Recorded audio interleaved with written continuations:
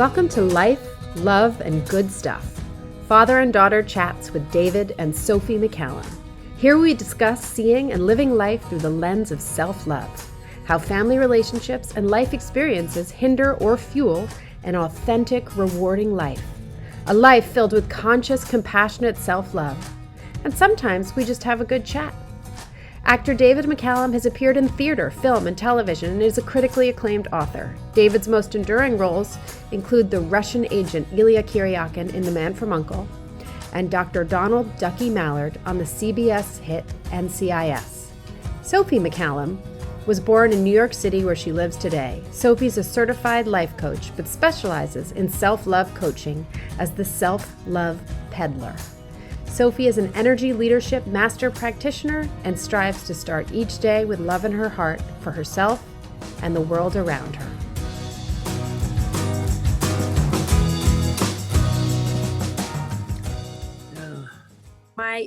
I have one memory of your mother that is really my strongest memory. She passed away when I was 8, I think. And I remember she came to visit us. And I think we were building the house on Oxford Place in Long Island. And we went on the Circle Line. I remember that. And we brought sandwiches on the Circle Line. But I remember we went to, I think it was Wallbaum's in Long Island. Remember Wallbaum's? We would get our groceries at Wallbaum's every Friday. And we would, as we would pack up the paper bags, there was one bag. There were not one, many bags for Long Island and many bags for the city, because we had 2 homes, and then one bag of refrigerated items, and the city bags would stay in the car. And we bought all our groceries at Wallbounce because it was phenomenally cheaper than the Gristedes on Madison Avenue, back when Madison Avenue had supermarkets. Anyway, I remember your mother telling us that she would buy us one toy from Wallbounce, and it was really, really exciting. And I bought a Pink Panther set of watercolor paint in a tin that had the Pink Panther on the top.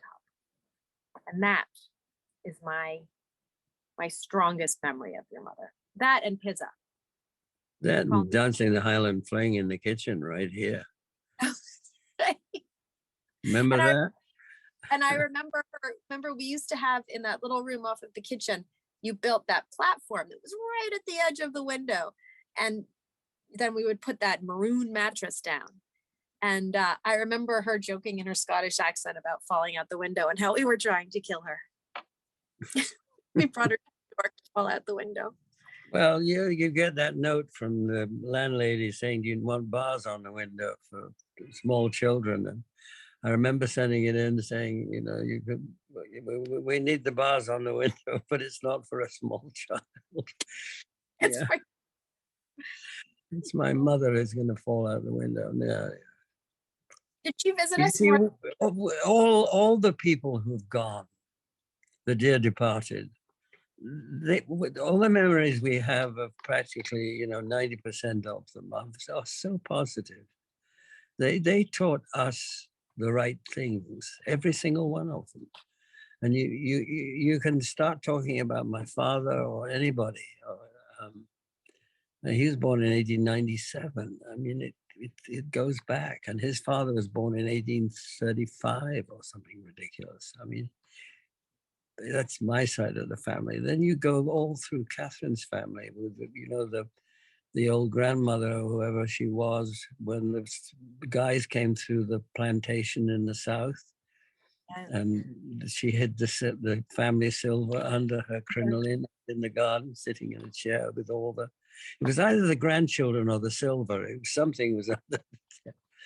But we have to talk to her too, because the other great story is, didn't they tell, we're gonna get this wrong. They told Granddaddy's parents, terrific Granddaddy's parents.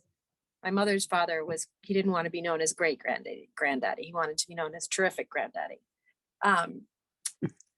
They told his grandmother that they called him a name that they didn't call him, and they got $1,000 or something like that. Do you remember that story? No, I don't know that one. We got to get Mom. We'll get Mom. The next recording is going to be with Mom, who sadly. I just know there are all these George Washington carpenters everywhere. But we're no relation to George Washington himself. The one over the over there. That one over the mantelpiece had a bullet hole, I know, which but I think that I had repaired. It was courtesy a of nail. Sure. We're gonna say it. Right. It, I was on to something, but I don't know what it was. Oh, one thing we can learn from terrific granddaddy is he was a positive person, but as he got older, he got more negative. And there is a tendency, I think, for the curmudgeon. I mean, as you get older, Dad, it's something I want you to be aware of. I know you're 88, but just be aware in case it happens. um, that curmudgeon in us can pop up as we get older. And mommy always told me to warn her, tell her as that happened. And I do. But it can be easy to take the attitude of everything's getting destroyed. And I know that's not what you were saying, rather than everything is changing. And I'm not saying we have to buy into the fact that everything's changing for the better. I just think for the path of least resistance, to conserve one's energy, having faith in the fact that change is inevitable. And as you say, most of us are going to try to leave this place better than we found it. Let me ask you, have you felt as if you have never lived up to your true potential? Do you hear a voice inside telling you that you're destined for more? Are you craving to love yourself more and live a fuller life? Welcome. My name is Sophie, and I'm your personal self-love peddler. I've created a program that allows you to forge into your most authentic life by guiding you on how to fully self-love. When we love ourselves and hold the space needed to learn about ourselves, our internal voice becomes crystal clear. When we start to listen to that voice, we begin to start living the life of our dreams. The path to getting there is paved with self-love. If you're a woman who does not stop to tune into self-care, to listen to yourself, if you ignore all the red flags and all the signs telling you that you are worth more, then you are exactly who this program is meant for. With the Flourish and Fly Learning How to Self-Love program, you will finally find the answers you have been seeking inside of yourself. We know children and even plants grow and learn best when surrounded by love, compassion, and encouragement. Guess what? So do grown-ass women. The women who work with me learn to nurture their true selves by turning their love inward, to grow and learn, to flourish and fly.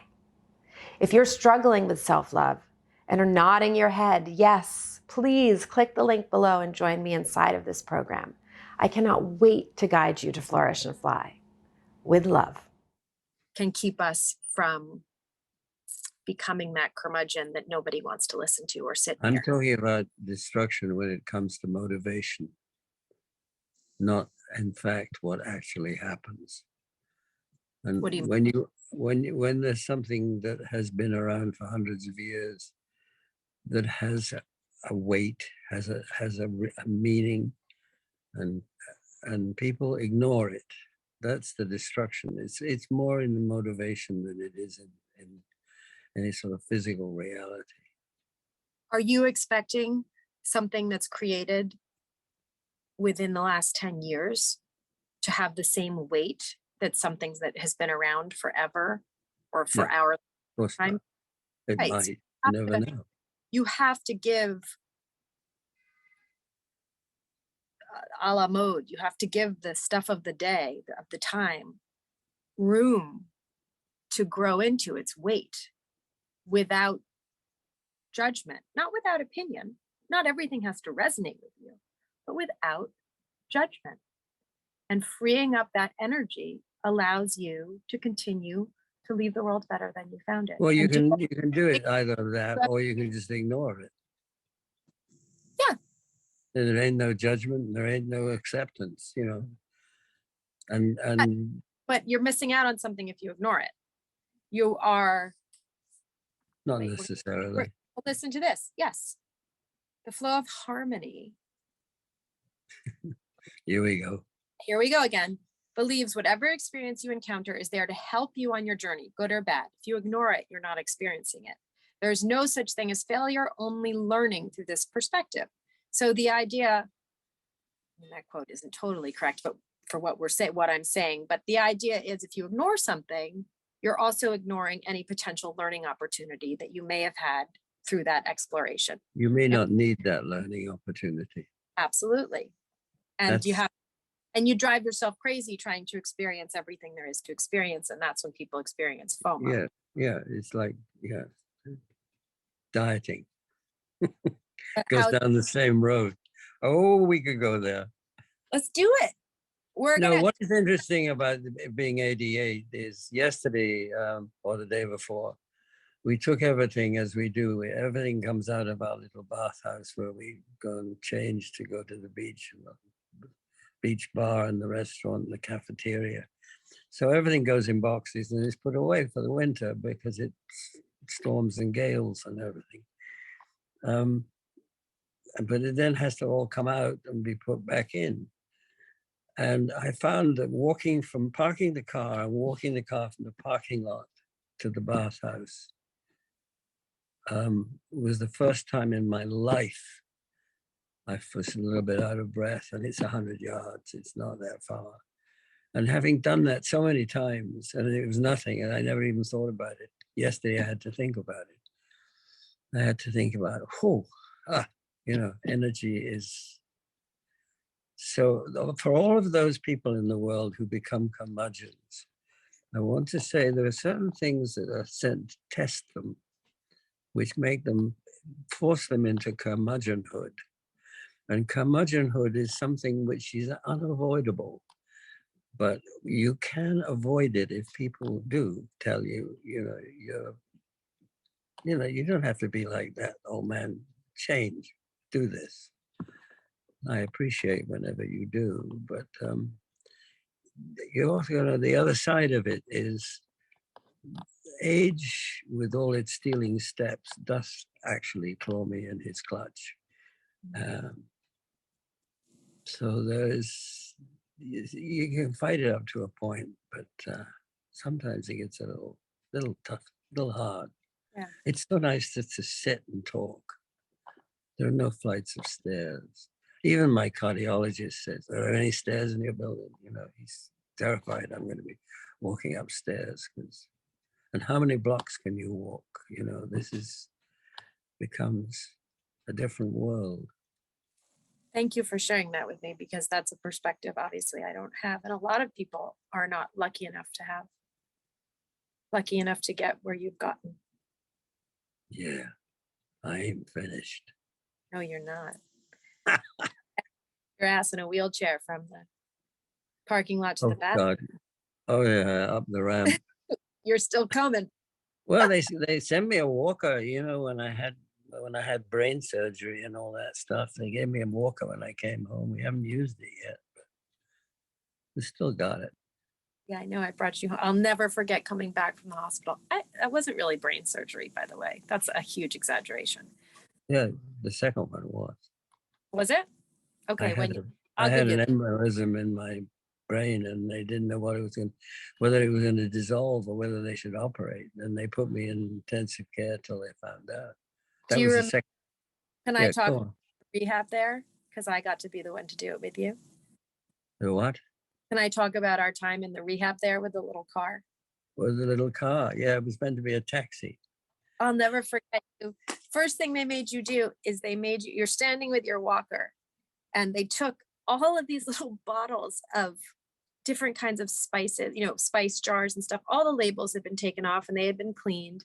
And on one table, they had the bottoms of the jars. And on the other table, they had the tops. And you had to stand at the walker, and you were just getting your balance. It was not a lot of people knew about this, but it was fucking scary. Pardon my French, this whole experience.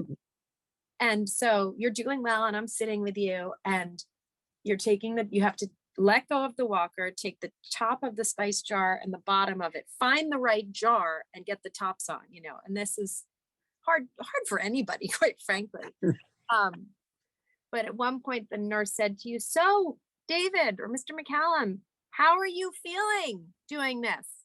And you looked up and you said, "I'd like to get my hands on whoever left these jars like this with all the tops all over the place." That was a good one. But so they're teaching you how to get in and out of a car. A taxi, right? And they have this it looked like something you'd find on the playground of a preschool, this small wooden car you're practicing getting in and out of, which you did a excellent job of. But we finally, the day we get discharged, you requested me to bring you home, which I was mom got pushed to the side. I was very honored, by the way. And we go to get a taxi, peak of COVID, this whole thing. And we get this Caribbean taxi driver, no mask. And the taxi, I mean, it's the biggest car you've ever seen in your entire life. This car resembles in no way, shape, or form the car that we were using in the rehab. And you needed a step stool to get into this thing. And you did it, man. You just right into the car. And I thought to myself, he's going to be okay. You refused to wear your seatbelt and nobody wore a mask. And you know what? We got home. Yeah. We're You'll still never- here. We're still here. You are Zooming. Zooming. I wonder who thought up the word Zoom. I don't know, but It's good. they're doing well. So what did you learn? How did that experience, that hospital stay and medical experience, change you at this stage in your life? The fascinating thing about when something like an embolism hits your brain, I mean, the physical side of it's one thing, but that's just, learning to walk and learning to go upstairs and learning all those things over again. I mean, once you got them, you're fine. But the mental side of it is fascinating because I don't remember anything. Really? I remember there were those bottles, and I remember the car because I at one point I said, this is the way the old cars used to be, the taxis, the big ones. I remember. And I said, as soon as I get home, I'll make you a new one. No, the extraordinary thing, and Jackie, I remember the nurse. She was incredible woman. The woman that helped you to the toilet and things like that. And told you what to do. I mean, just extraordinary. And the food was diabolical. I mean, it just didn't bother. And the view out of the river from the room. Yeah, you probably don't remember. Early rooms were a bit depressing, but the last room was beautiful. And I was there with you in a snowstorm. Do you remember? I have beautiful pictures of you sitting in the chair looking out the window in a snowstorm. I mean, I still don't know, why was I there? What happened? Oh yeah, I lost my equilibrium, didn't I? That was the first. And it made you feel horribly. I mean, you were there for about a week, just not really moving and in pain. And I think they gave you sedatives. I mean, They said, you several want it or days. not? And I said, well, let's try it without. And then I pressed the button later in the night because it got too much. But yeah, it was that. But then when they got me home, and then 2 days later, I had an embolism in the brain.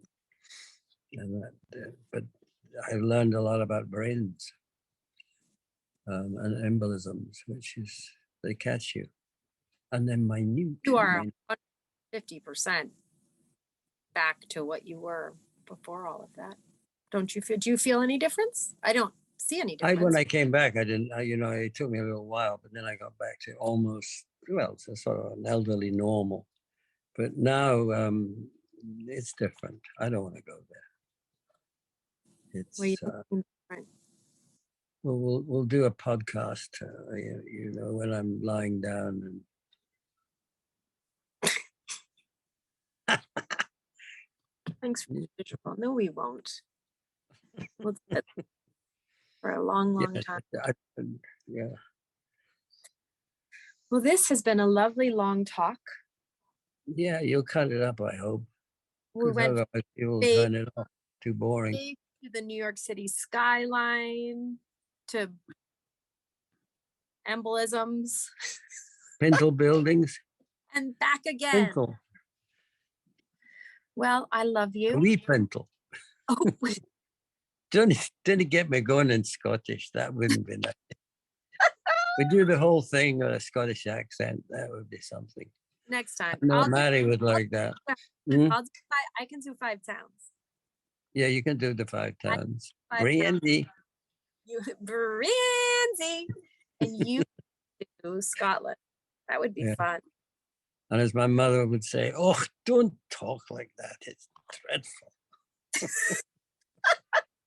I love you. Goodbye. Hi, this is Sophie McCallum, and I just wanted to take a minute to thank all of the absolutely exceptional fans of my father's who have been listening to my podcast. I am the Self-Love Peddler. You can find me at selflovepeddler.com. And I work with women, as you know from listening to my podcast, to help them uncover love for themselves so that they can truly get to know themselves, so that they can have these lives that flourish into their wildest dreams. So I didn't originally set out to do a podcast with my dad. I did a podcast with a lot of different people, but the podcast that I did with him, that one episode just resonated with me so much. I just had to keep going. I am so very, very, very blessed to have him in my life and to have my mother in my life. Every day that they are here with me, I know is a gift. And they have really helped me uncover my passion, which is, as I said, helping women uncover their passions.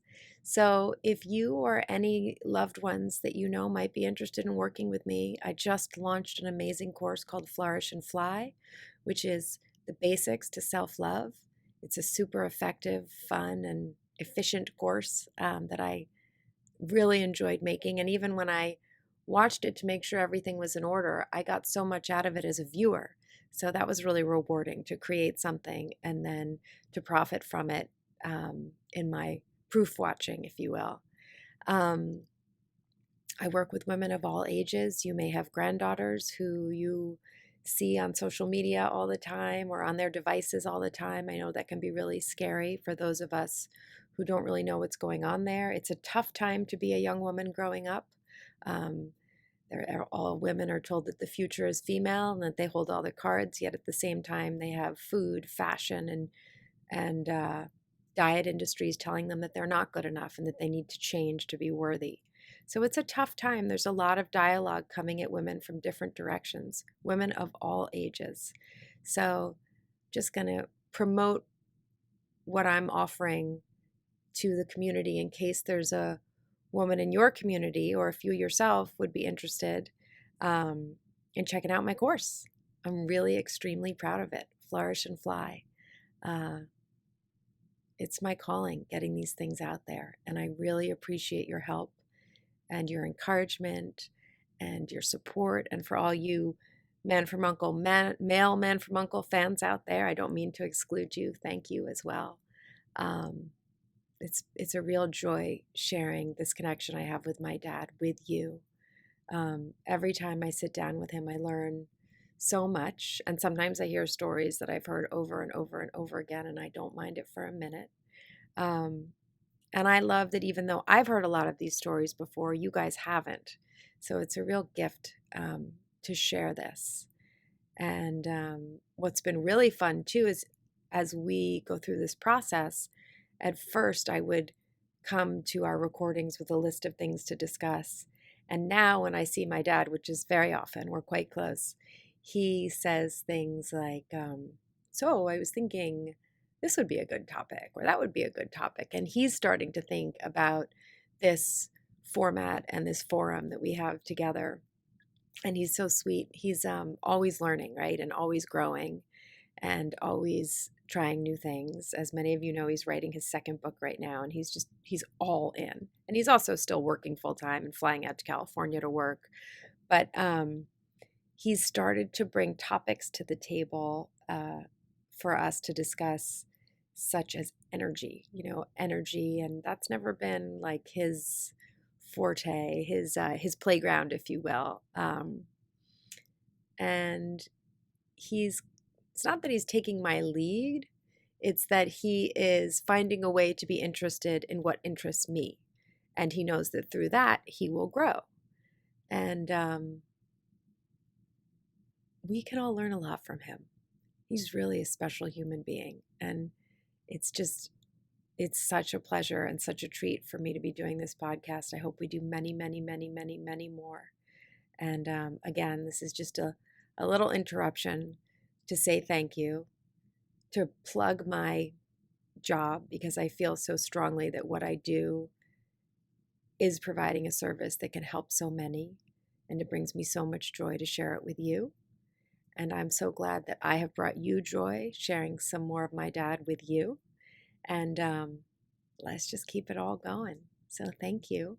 And more to come, I promise. Keep on listening and keep on being your awesome selves. I really appreciate you.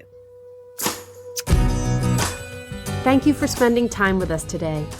Please hit the subscribe button so you're notified each time a Life, Love, and Good Stuff Father and Daughter Chats with David and Sophie McCallum podcast drops.